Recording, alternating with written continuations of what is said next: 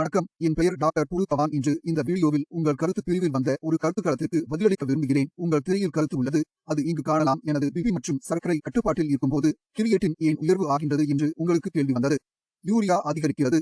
இதற்கு பதிலளிப்பது மிகவும் முக்கியம். இது ஒரு சிறுநீரக செயலிழப்பு நோயாளியின் ஒரு கருத்து மட்டுமல்ல, இது பல சிறுநீரக செயலிழப்பு நோயாளிகளின் மனதில் வர வேண்டும்.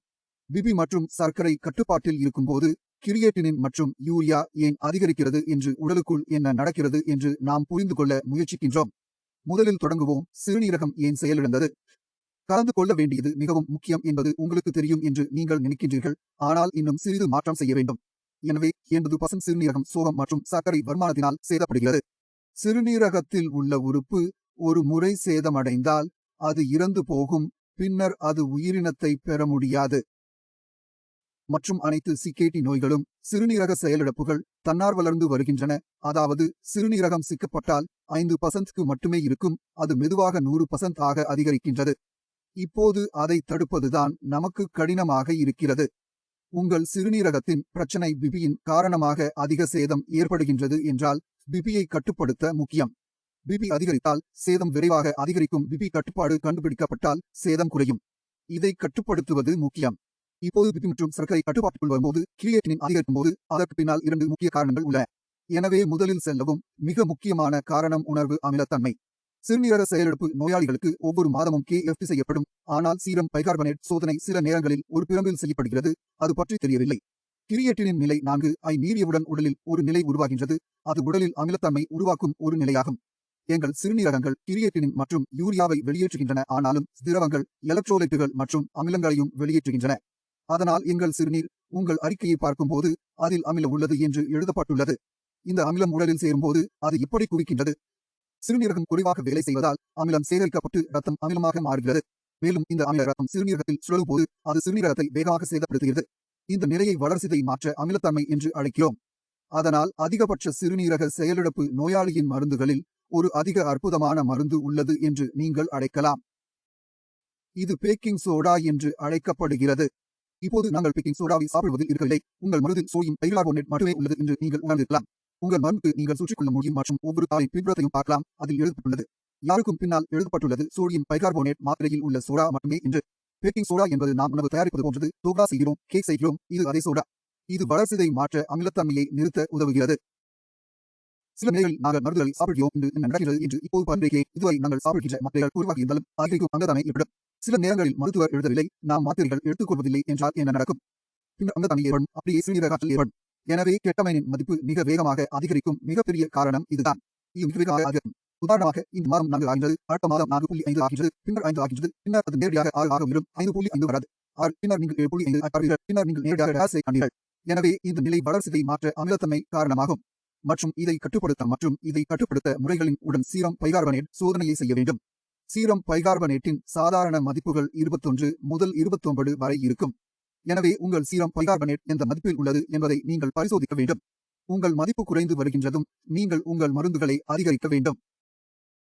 இரண்டாவது, நீங்கள் எனது டயட் வீடியோவை பார்த்திருந்தால் புளிப்பு, ஊறுகாய், வினிகர், எலுமிச்சை பயன்படுத்தாதீர்கள் என்று நான் மிகவும் கண்டிப்புடன் சொல்கிறேன்.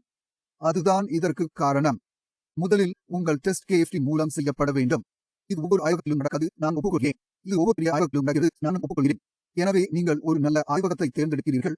அதில் உங்கள் சீரம் பைகார்பனேட் சோதனை ஒவ்வொரு மாதமும் செய்யப்பட வேண்டும்.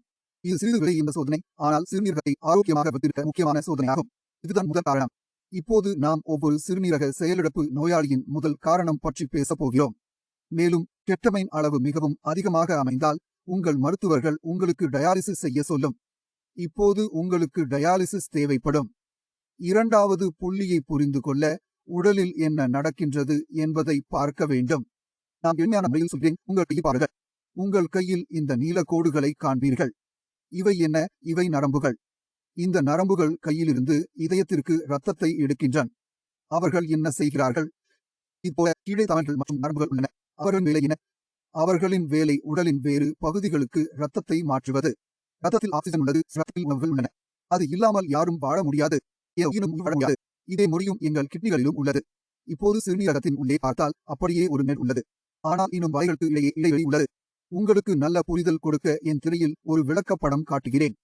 இப்போது செல் விநியோகத்திற்கு மிக அருகில் உள்ளது. விநியோகம் ஆற்றின் அருகில் உள்ளது என்று வைத்துக் கொள்வோம். ஆற்றின் அருகில் உள்ள சப்ளைக்கு அருகில் இருப்பதால் சப்ளை தடையின்றி வருகிறது என்பது போதும். நீங்கள் விரைவாக கிடைக்கும் போது அதை விரைவாக எழுது கொள்வீர்கள். அது நல்லது. ஆனால் தொலைதூரத்தில் உள்ள செல்கள் அவற்றுக்கு நேரடி சப்ளை கிடைக்காத பிரச்சனை உள்ளது. இடமாற்றம் என்றால் என்ன? இது செல் டு செல் பரிமாற்றம் ஆகும். அதாவது நீங்கள் அதை எனக்கு கொடுப்பீர்கள், நான் அதை முன்பே கொடுப்பேன், அவர் அதை முன்கூட்டியே கொடுத்தார். அப்படியானால் ஒரே பாஸ் மற்றும் பாஸ் இதற்கு உணவு மற்றும் கழிவுப் பொருட்கள் கடந்து செல்கின்றன. ஒருவருக்கு கொடுக்கிறோம், அடுத்தவருக்கு கொடுக்கிறோம், அடுத்தவருக்கு கொடுக்கிறோம், அடுத்தவருக்கு கொடுக்கிறோம். பின்னர் அங்கிருந்து பொருட்கள் வருகின்றன. கழிவுப் பொருட்களை எடுத்து மீண்டும் அதில் போடுகிறோம். எனவே இந்த ஒருங்கிணைப்பு நடந்து வருகிறது. இது ஒரு சங்கிலி. உங்கள் இரத்த அழுத்தம் அதிகரித்துள்ளது என்று நீங்கள் நினைத்தால் உங்கள் கப்பல், உங்கள் சப்ளை மோசமாகிவிட்டது. எனவே அடுத்தவன் முதலில் இறந்து விடுவான். அது ஏன் ஆகும்? அதன் விழுக்கப்பட்டுள்ளது. அது சேதமடையும் போது முழு சங்கிலியும் பாதிக்கப்படுகின்றது. உங்கள் முழு விநியோக சங்கிலியும் முடிந்துவிட்டது. இதனால் தான் சிறுநீரகத்தில் பாதிப்பு ஏற்படுகிறது. பின்னர் சேதம் படிப்படியாக அதிகரிக்கத் தொடங்குகிறது.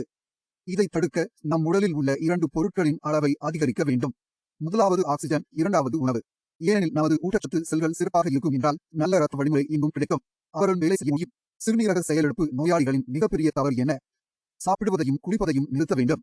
புரதத்தை சாப்பிட வேண்டாம், இது சாப்பிட வேண்டாம், அதை சாப்பிட வேண்டாம். மேலும் உடல் எடையை குறைக்கத் தொடங்குங்கள். உணவை இருக்கும் நோயாளி வேக வைத்த உணவை சாப்பிடுகிறார் அல்லது பழ உணவில் மட்டுமே உள்ளது. அவர்களின் கீட்டோன் மதிப்பு 2 மாதங்களுக்குள் மிகவும் குறைந்து விடுகிறது. ரொம்ப நல்லா போகுதுன்னு சொல்றேன். உங்கள் எடை 80 கிலோ என்று வைத்துக் கொள்வோம். நீ 60 கிலோ ஆன. 3 மாதத்தில் 20 கிலோ எடையை குறைத்தீர்கள். உங்கள் கீட்டோன் அளவு 8 ஆக இருந்தது. அது 6 அல்லது 5 ஆக இருக்கும். ஆனால் உங்கள் உடலில் பலவீனம் இருக்கும். இந்த பலவீனம் நீங்கள் எவ்வளவு முயற்சி செய்தாலும் உங்களால் அதை முடிக்க முடியாது. அடுத்த 2 வழிகள் மூடப்பட்டுள்ளன. டயாலிசிஸ் மற்றும் மாற்று அறுவை சிகிச்சை. ஏன் உடல் ரத்தம் இல்லை? ஏனென்றால் நீங்கள் புரத உட்கொள்ளலை செய்யவில்லை. டயாலிசிஸ் செய்ய முடியாது. ஏன் உடல் ஏவும் இல்லை? உங்களுக்கு அவ்வளவு இருக்கிறது. எழுதுதல், உட்கார்தல், நடப்பது, பேசுவது எல்லாம் கடினமாகிவிடுகிறது. அதனால் இந்த பலவீனம் உருவாகிறது. 2 மாதங்களாக குறைந்த சிறுநீரக நிலையை பற்றி இது 3வது மாதத்தில் அதிகரிக்க தொடங்குகிறது. ஏனெனில் உடலில் இப்போது கடை கொழுப்பாக இருந்தது. எல்லாம் முடிந்துவிட்டது.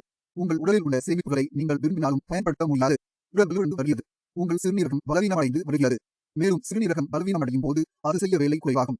நீரையும் வேலை குறைவாக இருக்கும்படி உங்கள் கீட்டோன் அளவு அதிகரிக்கும். வெளிப்புற தர்க்கங்களை நீங்கள் முதல் 2 மாதங்களில் காணத் தொடங்கினீர்கள்.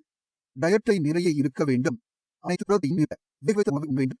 அதுவே உங்களுக்கு மிகப்பெரிய பிரச்சனையாக மாறும். ஏனென்றால் நாங்கள் அதை விளக்கவில்லை. நீங்கள் கீட்டோன் செய்ய வேண்டும். அதை நீங்கள் புரிந்து கொள்ள வேண்டும். உங்கள் உடலில் மற்ற உறுப்புகள் உள்ளன. கல்லீரல், இதயம், மூளை உள்ளது. கணையம் உள்ளது. இத்தனை உறுப்புகள் உள்ளன. உணவு சாப்பிடுவதை நிறுத்தினால் அப்போது உடல் முழுவதும் நின்றுவிடும். சிறுநீரகங்கள் மட்டுமே நின்றுவிடும். பலவீனம் நம் உடலில் வரத் தொடங்கும் போது பின்னர் அனைத்து உறுப்புகளும் பலவீனமடைகின்றன. சிறுநீரகம் கெட்டு வருகிறது. இப்போது மற்ற உறுப்புகளும் மோசமடையும் தொடங்குகின்றன. ஆனால் அதே போல போதும் போக்குவரத்து முடியும். பின்னர் மல்டி சிஸ்டம் செயலிழப்பு ஏற்படுகிறது. அதாவது முதலில் சிறுநீரகம் பதிலளிக்கும். அப்போது இதயம் பதிலளிக்கும். சிறுநீரகங்கள் எதிர்கொள்கிறது. ஆனால் இந்த வழியில் நோயாளியின் நிலை மிகவும் மோசமாக உள்ளது. இப்போது வேறு வழியை செய்யுங்கள். நீங்கள் நன்றாக உணவு சாப்பிடுகிறீர்கள் என்று சாப்பிட்டு அதன் பலன்களை புரிந்து கொள்ளுங்கள். உங்கள் உடலில் சிறுநீரகம் மோசமாகி வருகிறது. சிறுநீரகம் பற்றி எல்லா மருத்துவர்களுக்கும் தெரியும். எல்லா நல்ல டாக்டர்களுக்கும் தெரியும். அது சிறுநீரகம் கெட்டு போகிறது. நீங்கள் அதை நிறுத்த முடியும். அதை தடுக்க முடியாது. நீங்கள் முடியாது. ஏனெனில் சிறுநீரகத்தில் உள்ள திசு இழந்து விட்டது. எந்த மருத்துவரும் அதை உயிர்ப்பிப்பார் என்றால் பின்னர் முழு உடலையும் புதுப்பிக்க எளிது. எனவே சிறுநீரக செல்கள் என்று கூறும் மருத்துவர்கள் அவை மீளுருவாக்கம் செய்கின்றன. அது இப்படித்தான் நடக்கிறது. யாரிடமும் உண்மை இல்லை. நீங்கள் புரிந்து கொள்ள வேண்டும். இருந்தவர்களில் ஒரு சிறு பகுதியை நாம் உயிர்ப்பித்திருந்தால் அப்படின்னா யாரும் சாக மாட்டார்கள். நீ அவனுக்கு மருந்து கொடுப்பார். அவன் உயிரோடு இருப்பான். வலது. ஆனால் அது நடப்பதில்லை. உங்கள் உடலில் நல்ல செல்கள் அவர்கள் கொலைகிறார்கள். மற்ற செல்கள் இறப்பதை தடுக்க வேண்டும். மற்றும் நல்ல செல்கள் அவர்களிடமிருந்து இன்னும் கொஞ்சம் வேலை எடுக்க வேண்டும். சிறுநீரக அளவு மற்றும் யூரியா அளவு குறைய வேண்டும். அது ஸ்ரியாசில் செய்யப்படுகிறது. அறிவியல் மற்றும் பொறியியல் அதில் அனைத்து சான்றுகளையும் நீங்கள் பார்த்தீர்கள். அறிக்கைகள் இது சேனலில் பார்த்திருப்பீர்கள். இது அழியது சாத்தியமாகும். இது உணவை இருக்குவது போல் தெரிகிறது. இது மேலும் அதிகரிக்கிறது. 2 மாத சுகம் நிச்சயம் கிடைக்கும். அது அறிக்கையில் இல்லை. எனவே நீங்கள் புரிந்து கொள்ள வேண்டும். உணவு என்ன பெறுகிறீர்கள்? நீங்கள் என்ன செய்கிறீர்கள்? உடல் அதை எவ்வாறு செய்கிறது? இப்போது உணவில் மாற்றம் செய்யப்பட்டுள்ளது. முழு வீடியோவில் உணவு மாற்றம் பற்றிய பொருளாதாரம் உள்ளது. நீ போய் பாருங்கள். புரிகிறது. மேலும் முடியும். ஆனால் நாம் கடுமையான உடற்பயிற்சி செய்ய முடியாது. நாம் ஏன் உடற்பயிற்சி செய்யும்? முதல் கேட்போம். உடற்பயிற்சி செய்ய அறிவுறுத்துகிறோம். உங்கள் இரத்தத்தில் ஆக்சிஜனின் அளவை அதிகரிக்கவும். நமது இயல்பான ஆக்சிஜன் செறிவு இது சுமார் 95% ஆகும். நீங்கள் ஆழமாக சுவாசிக்கத் தொடங்கினால் இது 98-99 ஐ எட்டுகிறது. ஆக்சிஜன் செறிவூட்டலை அதிகரிப்பது என்றால் செல்லுக்கு 2-3% கூடுதல் ஆக்சிஜன். இனி நஷ்டம் இருக்காது, நன்மை மட்டுமே. இதை பெறுவதற்கு அனுலோம் விலோம் பிராணாயாமத்தை சேர்க்கின்றோம். வயிறு மிக வேகமாக நகர்வதாலும் கெட்டமைனின் மதிப்புகள் தேவையில்லாமல் அதிகரிப்பதாலும் கபால்பாரதி மறுக்கிறது. எனவே அனுலோம் விலோம் பிராணாயாமம் உங்களுக்கு 2 பயனுள்ளதாக உள்ளது. இரத்த அழுத்தத்தை கட்டுப்படுத்தவும், மனதை அமைதிப்படுத்தவும், ஆக்சிஜனை கொண்டு இரத்தத்தை வளப்படுத்தவும். எனவே இந்த நன்மையைக் கண்டு அனுலோம் விலோம் பிராணாயாமம் ஒவ்வொரு நோயாளிக்கும் சொல்லப்படுகிறது. ஒரு சிறிய நடை, அழல்கள் எதுவும் இல்லை என்ற பலவீனமும் இல்லை. இது எந்த சிறுநீரக செயலிழப்பு நோயாளிகளுக்கும் பயனுள்ளது. இப்போது நாங்கள் வேறு எங்கிருந்தோ தொடங்கினோம். வேல் எங்கோ வந்து சேர்ந்தது. பிரச்சனை ஒன்றுமில்லை. பிரச்சனை ஒன்றுமில்லை. இப்போது இதனுடன் நான் இன்று முன்னேற விரும்புகிறேன். அடுத்த வீடியோவில் சந்திப்போம். நீங்கள் இந்த தலைப்பையும் நமக்கு முன்னேற வேண்டும் என்றால் கருத்து பிரிவில் கருத்து தெரிவிக்கவும் கருத்துக்களை கமெண்ட் பகுதியில் குறிப்பிடுங்கள். ஏனென்றால் நீங்கள் என்ன சொன்னாலும் அந்த வீடியோவை நான் உருவாக்குவேன். உங்கள் மனதில் ஏதேனும் சந்தேகம் இருந்தால் நான் அதை நீக்குகிறேன். உங்களுக்கு தலைப்பு பிடித்திருந்தால் அதை விரும்புங்கள். உங்களுக்கு பிடிக்கவில்லை என்றால் அதை விரும்பவும். இனிமே உங்களுக்கு இதான் உள்ளது. இத்துடன் நான் விடைபெறுகிறேன். அடுத்த வீடியோவில் சந்திப்போம். அதுவரை குட்பை.